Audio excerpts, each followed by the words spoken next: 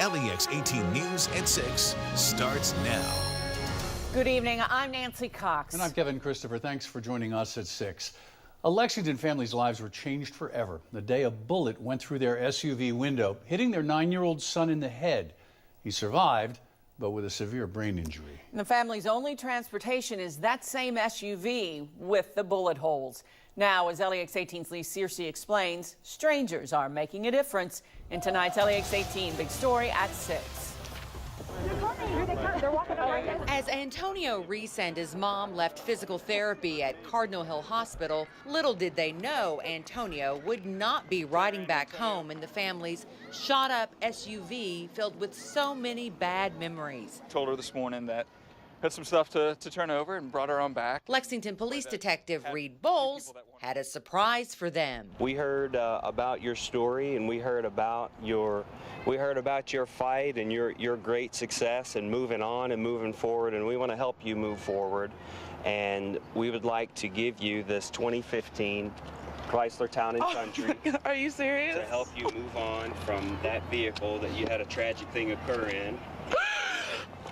It's for you guys. Okay, come here. It's okay.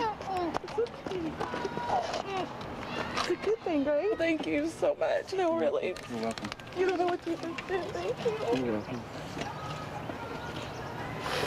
You don't know what you just did. Thank you so much. The owners of Dan Cummins gave the van to the family so Antonio and his brothers can hopefully feel safe again. Police hated knowing Antonio often put a blanket over his head, afraid he'd be shot again. So they asked for our help, and the Cummins brothers delivered without hesitation. Everyone from the police department took this incident very personal and recognized how incredibly large of a tragedy it really was. Can I your DVD player? Antonio stole their hearts and ours too. This has given us hope, let me tell you. So we've been lucky and blessed and shown that there's still good people out there.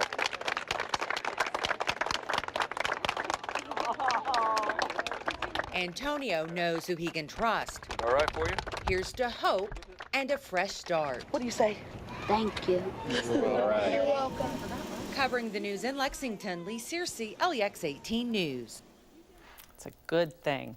Well, at first, the dealership was going to give the family an SUV, but when they learned Antonio will need a service dog, the owners thought a van would be better. Friends and strangers are still trying to raise money to pay for a service dog. The Garrett County Animal Shelter is desperately in need of donations after they rescued more than 24 cats today. Officials there tell us felines were taken from a one-bedroom apartment on Danville Street in Lancaster. Evan Gorman is at the shelter with details.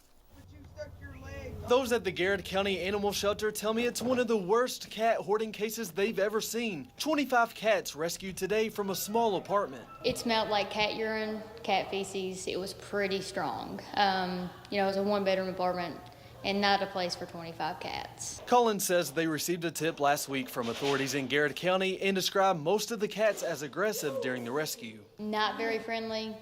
Some of them you can touch, but the other ones aren't very happy to see us. Each of them is now getting checked out. Collins tells me it appears that the cats were being fed, and while some look to be fairly healthy, it's likely others have upper respiratory problems or eye infections. Now the shelter is in desperate need of donations. Liquid, Lysol, bleach, dish soap, litter pans, cat food and litter, and, monetary donations so we can get some vetting done for them to try to get everybody better. In the meantime, Collins is hopeful the owner will soon surrender the cats. I don't think this was a situation that she was trying to do harm. I think it was a situation she was finding strays and taking them in so they could have a place to sleep.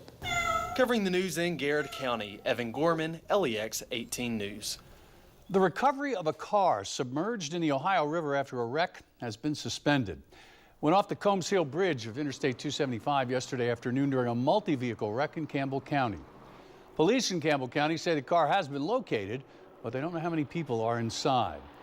Crews say the rising water levels and strong current have impeded the recovery. They're asking anyone who can't account for friends or family who may have been traveling the I-275 route to please give them a call.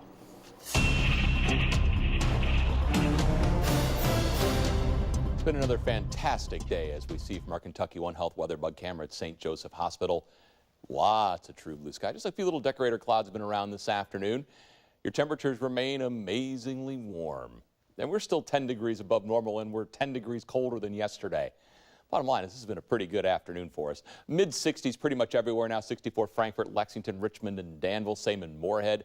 Still upper 60s holding Jackson and London, where we're at 69, 68 respectively. 70s holding on in the far east and southeast. Max Track Live Doppler is quiet.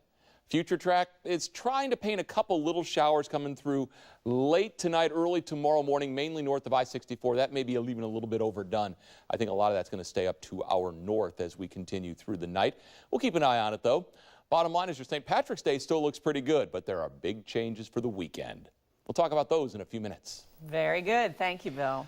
NCAA tournament time is here, and Kentucky's ready to start its road to the Final Four in Des Moines, hoping it ends in Houston with a 9th national championship. The number 4 seed Cats play number 13, Stony Brook, tomorrow night at around 9:40. Keith Farmer joins us from Des Moines with your True Blue coverage.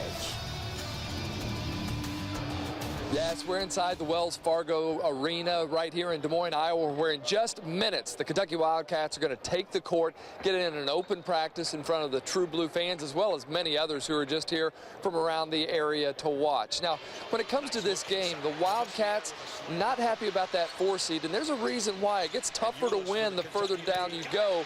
This is not an easy matchup for the Wildcats in the first round against Stony Brook tomorrow night at 9:40. The Sea Wolves, 26-6 overall. Got a pretty good couple of veteran guards, and they also have a big man in Jamil Warney, that is averaging a double-double, 20 points and 11 rebounds. The Kentucky Wildcats, though, going to try and focus on themselves, make sure they're ready for this first game and ready to take on the atmosphere as they make a run to another Final Four. How beneficial is it having an open practice to kind of get the nerves out moving forward into March Madness? It's real beneficial. You know, we get a chance to get on the court, get some shots up, get used to the rims, the arena, and everything. So you just get used to it better. Now, coming up later on in sports, we'll get you some pictures of the Wildcats actually being on the court here in the Wells Fargo Center in their open practice. From Des Moines, Keith Farmer, LEX18 Sports. Back to you. While Kentucky is playing in Iowa, there's still plenty of action for you going on right here in town at Rupp Arena. The high school boys Sweet 16 tournament tipped off there at noon today. LEX18's Brianna Gilroy has more about the smallest school that came to Rupp with some big tournament hoop dreams. Day 1 of the boys' Sweet 16 tournament brought teams from all over the Commonwealth here to Rupp Arena. It's his dream. It's his dream. He loves it. He eats and breathes ball. Anita Morris's son, Austin, plays for Buckhorn High School in Perry County. Their family drove for hours to see Austin take the court today. Oh, this is awesome. This is a great pleasure to get to be here and watch him play.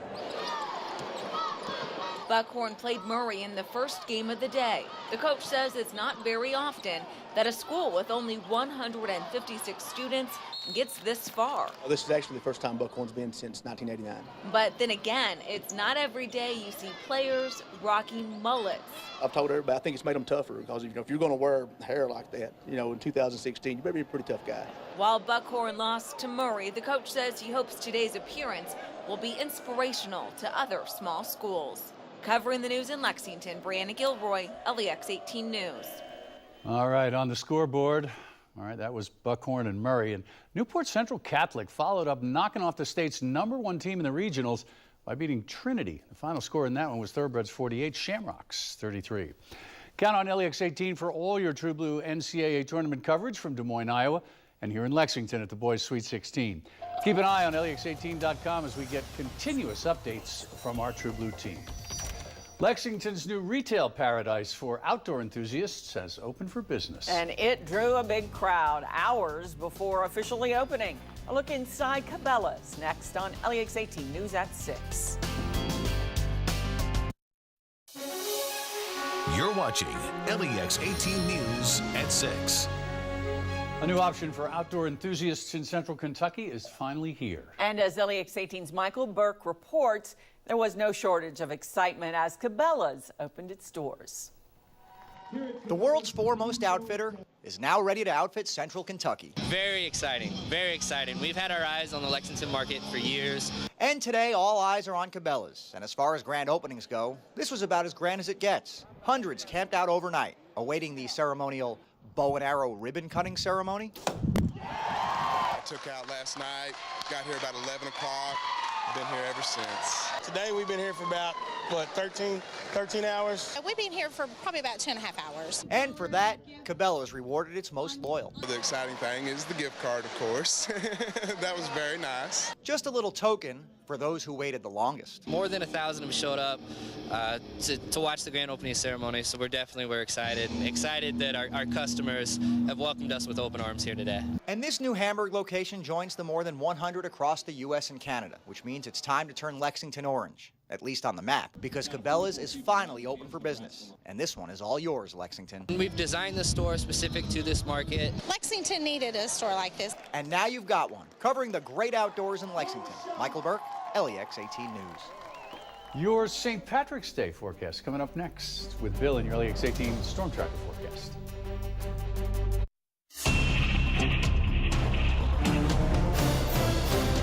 Another absolutely glorious day. I hope you've had a chance to enjoy it. You still have a little more time before the sun's down. Things will be changing as we head toward the weekend. And of course, as great as the weather's been, you know, change cannot necessarily be a good thing at this point. Let's go ahead and show you first the Kentucky One Health Weather Bug camera. This is St. Joseph Hospital, looking toward downtown Lexington. Nice view of the skyline. Kind of a faded sunshine. We've got a very thin overcast trying to work its way in. What we're tracking for today is the end of the historic warmth, and it has been. This is one going into the record books. We'll show you exactly what the record is. St. Patrick's Day tomorrow, we will be warmer than Des Moines. Weekend, we're going to look at it. Technically, it's the beginning of spring. Hard to tell. Tomorrow is St. Patrick's Day. If you're going to be enjoying the holiday outside, really could not ask for a much better one. Mostly sunny skies. Kind of makes you want to dance, and temperatures will be pushing 60.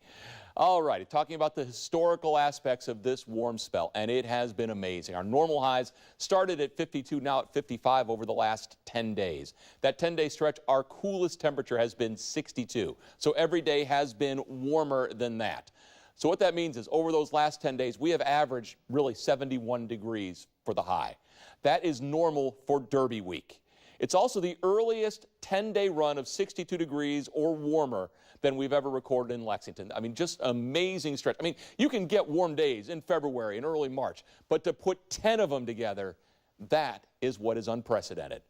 And the warmth, it is going away. Now, even tomorrow, we're still above normal. We'll be at normal on Friday, Saturday, and especially Sunday. That is going to be cold. If you are headed to Des Moines, here's what you can expect as you travel those interstates. It is a long drive to Des Moines.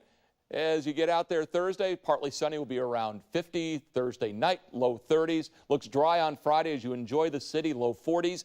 Little bit of snow comes in Friday night, ending on Saturday for the fine folks there in central Iowa, with a temperature around 40 during the day on Saturday.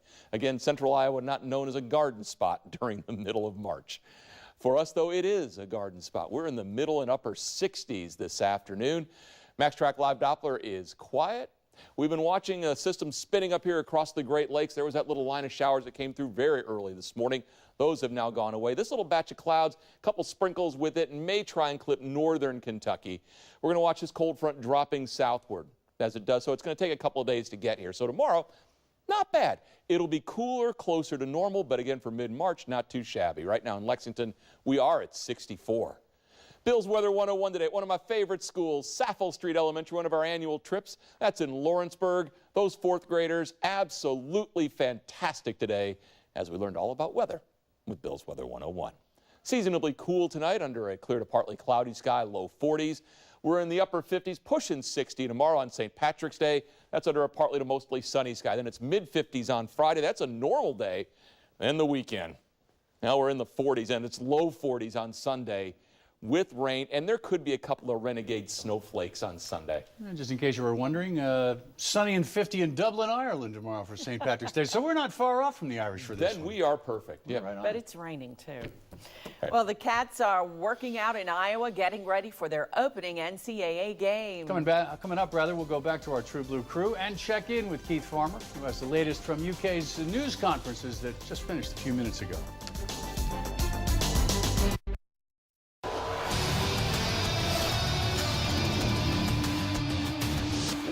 Just outside of the Wells Fargo Arena, but on the inside, the Kentucky Wildcats just started their open practice in front of the True Blue fans, as well as a host of others that are just from around the area.